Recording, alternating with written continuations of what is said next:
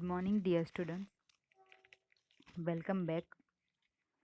Today we are going to start part 3 of chapter 9, Internal Trade.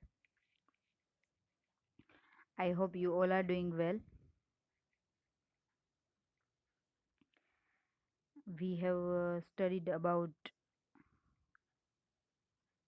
internal trades, meaning classification of trading activities, then wholesale trade, then services of wholesaler to producer, then services of wholesaler to retailer, retail trade, retail services of retailer to wholesaler and producer, then advantages and limitations, then types of retailers, then description of fixed shops, big shops, departmental stores, chain store, mail order shops, franchising, supermarket, shopping mall, other methods of selling, automatic vending machine, telemarketing,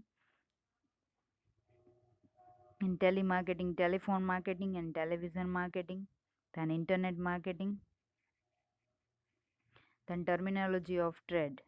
Okay, so today we are starting from terminology of trade. First one is cash on delivery, right. ये word तो आप सबने सुना होगा, cash on delivery, है ना। जब भी हम कुछ ऑनलाइन कुछ भी परचेस करते हैं, राइट, तो उसमें हम ऑनलाइन पेमेंट कर सकते हैं या फिर कैश ऑन डिलीवरी करते हैं, right. So payment of cash to producer और seller when goods are delivered to the customer is called cash on delivery. Then free on board, the exporter bears the expense till the goods reach to the importer's port is called free on board, right. Then cost, insurance and freight.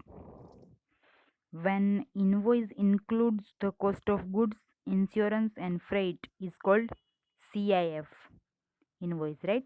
CIF means cost, insurance, freight. In this, the seller is responsible for costs or liabilities until buyer receives the goods. And in free on board, the buyer, not the seller, is responsible for cost or liabilities once goods are shipped. Okay. I hope you all understand well, right? Then errors and omissions accepted. Okay. Generally, errors and omissions accepted are mentioned in invoice, which means any accounting or calculating mistakes are acceptable to the issuer of the receipt, right. Generally, errors and omissions accepted are mentioned in invoice, okay, which means any accounting or calculating mistakes are acceptable to the issuer of the receipt. Accept and accept, okay.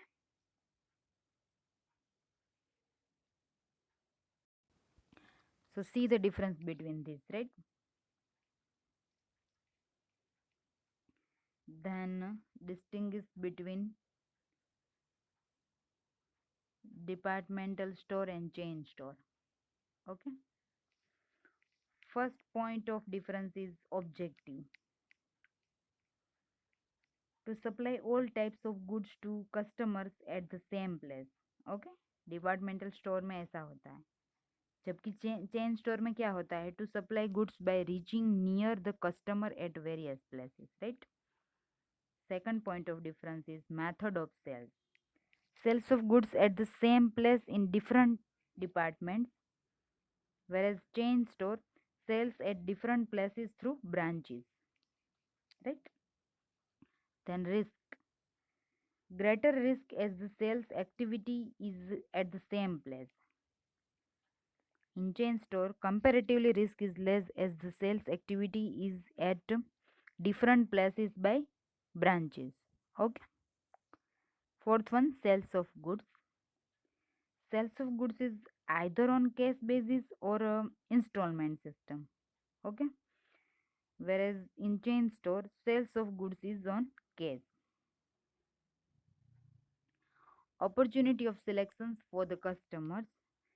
Wider opportunity of selection to customers as many types of products are sold in departmental stores, whereas in chain store, less opportunity of selection as limited products of the same class are sold in the chain stores, right?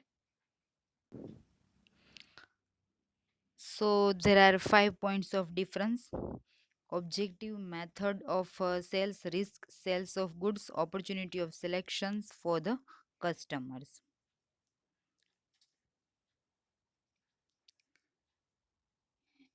Then distinguish between retailer and wholesaler. Points of difference: first one is capital investment. Less capital investment is required for business, okay, in retail trade, whereas in wholesale trade more capital invested investment is required for business. Second point of difference: purchase sales. Purchase the good in small or large quantity and sells to the customers in retail as per requirements, whereas wholesale trade purchase the goods in large quantity and sells the goods in small quantity to the retailers. Okay. Then distribution channel, connecting link between customers and wholesaler. In this, connecting link between wholesaler and producer. Okay. Then sales of products, sells various products of many producers or wholesalers, and in wholesaler trade sells the various products to limited producers. Okay. The number of traders, comparatively retailers are more in number. In wholesale trade, comparatively wholesalers are less in number. So there are 5 points of difference: capital investment, purchase, sales, distribution channel, sales of products, number of traders, right?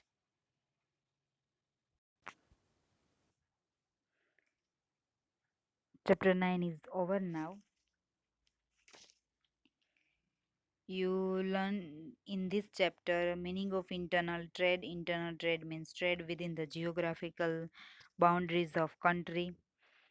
And wholesale trades, meaning in wholesale trade, trader purchases the goods in large quantity from the producers and sells the goods to the retailers as per requirement in small quantity, is called wholesale trade.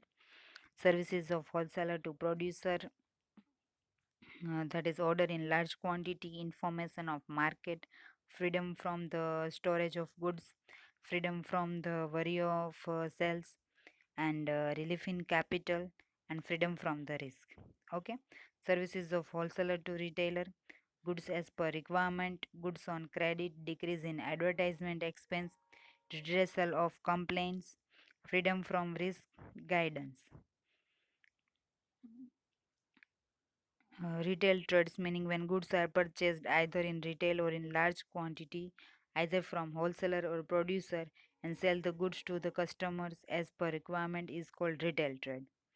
Services of retailer to wholesaler and producer, information about market, helps in advertisement, and increase in creditability. Then advantages: opportunity of selection, home delivery, redressal of complaints, sale on credit to customers, after sales services, and helpful in decision of purchase, freedom from the storage of goods, and guidance to customers, right? Then limitations: more capital investment, risk of deterioration of perishable goods, risk of goods being outdated, risk of loss, shortage, fluctuation of price, and bias. Then types of retail trade, mobile shops. In these four types, hawkers, temporary traders, fixed day traders, and street seller. Then fixed shops. In these big shops, departmental stores and chain store, mail order shop, franchisee, supermarket, shopping mall. Departmental stores characteristics, sales on large scale, separate department for separate item, ownership and management in urban areas, training to employees, high expense, facility to customers and guidance to customers. Chain stores characteristics, single owner, same external layout, training to employees, centralized management and common identification. Okay. And other methods of selling, automatic vending machines, telemarketing, in telemarketing, telephone marketing and television marketing, then internet marketing. After the terminology of trade, cash on delivery. Okay.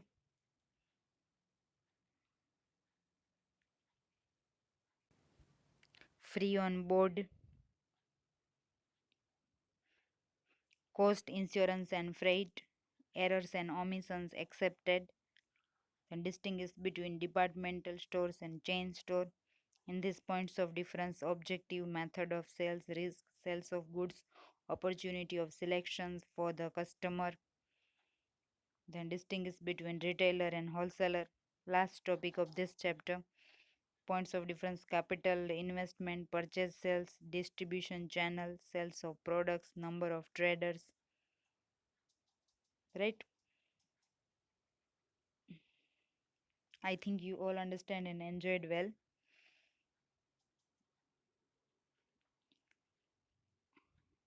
Write down question and answer of exercise in your fair book and read also. Anyone wants to ask regarding this chapter, they can ask me in Zoom meeting. Okay? Thank you.